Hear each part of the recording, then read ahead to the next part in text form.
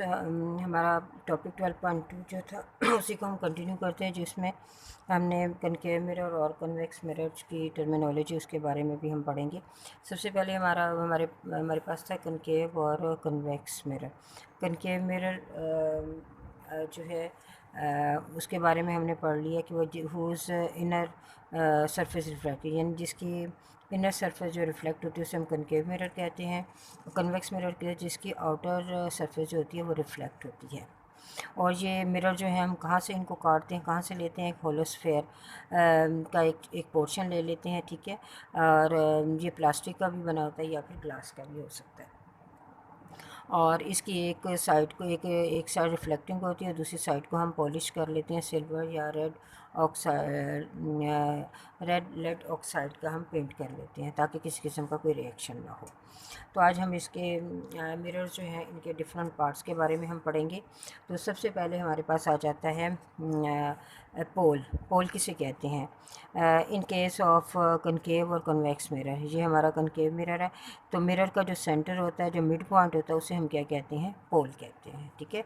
और ये concave mirror का पोल है और ये कन्वेक्स मिरर का पोल है, ठीक है। ये आ जाता है। नंबर 2 है सेंटर ऑफ कर्वेचर। ये देखिए centre of curvature it means कि ये जो सेंटर ऑफ कर्वेचर क्या है, ये होलोस्फेयर जो होता है, ठीक है, जिसका एक पार्ट जो है तो वो मिरर होता है। तो होलोस्फेयर का जो सेंटर होता है उसे हम क्या कहते हैं, उसे सेंटर ऑफ कर्वेचर कहते हैं। ये कर्व से रिलेटेड है, इस वजह से इसे हम क्या कहते हैं, यानी ये पूरा कर्व जो है इसका जो सेंटर होगा उसे हम क्या कहेंगे, सेंटर ऑफ कर्वेचर कहेंगे। और इसी तरह अगर हम कन्वेक्स की बात करें तो इसे भी हम सेंटर ऑफ कर्वेचर ही कहेंगे, यानी पूरे होलोस्फेयर का जो सेंटर होगा वो सेंटर ऑफ कर्वेचर होगा।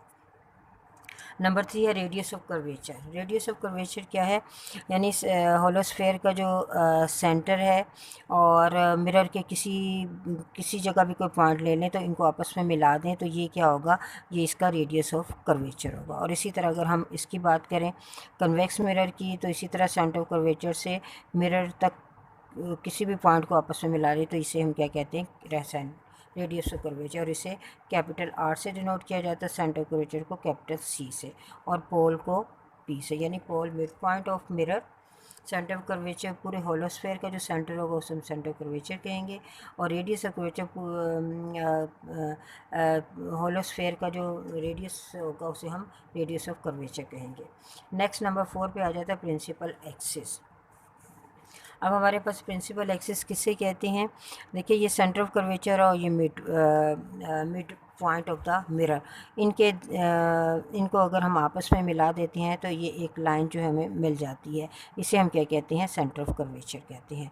और इसी तरह ये पी और सेंटर कर्वेचर इनको आपस में मिला दें तो ये जो लाइन बनेगी इसे हम क्या कहेंगे, सेंटर ऑफ प्रिंसिपल एक्सिस कहेंगे। यानी मिड पॉइंट मिरर के पी और सी इन दोनों को मिलाने से जो लाइन हमें मिलती है उसे हम क्या कहते हैं, प्रिंसिपल एक्सिस कहते हैं। नेक्स्ट आ जाता है प्रिंसिपल फोकस। अब हम प्रिंसिपल फोकस देखेंगे। प्रिंसिपल फोकस को कैपिटल एफ से डिनोट किया जाता है। In case of concave mirror, अगर हम कनकेव मिरर की बात करें तो इसकी इनर सरफेस रिफ्लेक्ट होती है, तो रेज जो होती हैं इस पे इसके साथ टकराती हैं, ओके, ये ठीक है। और टकराने के बाद जो है ये इसका प्रिंसिपल एक्सिस है, ठीक है, ये भी इसका प्रिंसिपल एक्सिस है, ठीक। टकराने के बाद क्या होगा, ये एक पॉइंट के ऊपर क्या हो जाएंगी, मिल जाएंगी, ठीक है। यानी ये रेस थी पैरेलल और ये रिफ्लेक्ट होने के बाद एक पॉइंट के ऊपर जो है वो हमें मिलती हैं, और इस पॉइंट को हम क्या कहते हैं, प्रिंसिपल फोकस। ये कनकेव मिरर का प्रिंसिपल फोकस है और इसका ये मिरर के सामने प्रिंसिपल फोकस होता है, और ये सेंटर ऑफ कर्वेचर और पोल के दरमियान कोई एक पॉइंट होता है। यानी ये सारी रेस जो हैं प्रिंसिपल एक्सिस के पैरेलल आने के बाद जब मिरर से टकराती हैं, रिफ्लेक्ट हो जाती हैं, तो ये एक पॉइंट पे मिलती हैं। इस पॉइंट को हम क्या कहते हैं, प्रिंसिपल फोकस कहते हैं। अब इसी तरह अगर हम कन्वेक्स मिरर की बात करें तो इसकी आउटर सरफेस रिफ्लेक्ट होती है, तो इसी तरह ये रेज इससे टकरा रही हैं और रिफ्लेक्ट होने के बाद ये डिफरेंट डायरेक्शन में डाइवर्ज हो जाती हैं, ठीक है। ये मुख्तलिफ़ जगहों पे या मुख्तलिफ़ डायरेक्शन में डाइवर्ज हो जाती हैं, यानी ये आपस में रिफ़्लेक्ट होने के बाद एक जगह पे नहीं मिलती। तो अगर हम सपोज़ कर लेते हैं कि ये जो रेज़ हैं रिफ़्लेक्ट होने के बाद अगर हम इनको बैकवर्ड आपस में मिलवाएं, पीछे की तरफ अगर बढ़ाते जाएं, तो ये एक पॉइंट पे हमें मिलेंगी।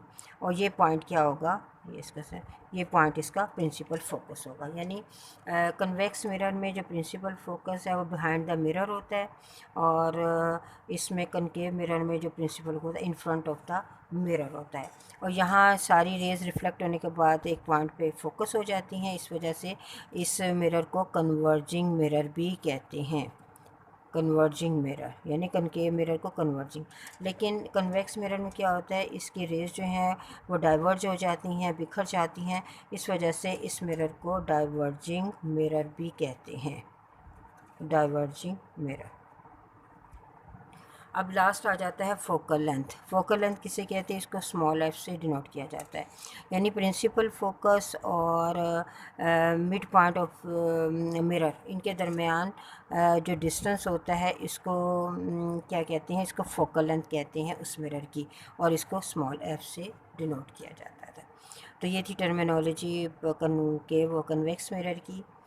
आपको समझ आ गई हाउ इंशाल्लाह वी विल मीट टुमारो। अल्लाह हाफिज़, स्टे होम।